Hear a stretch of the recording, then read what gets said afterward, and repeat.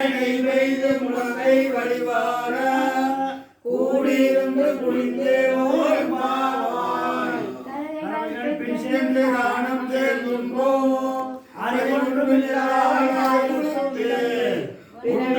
பிறவி வெறுமை புரியும் யாருடையோ ஒன்றுமில்லாத கோவிந்தா நமக்கு அறியாத பிள்ளைகளோ மன்னனால்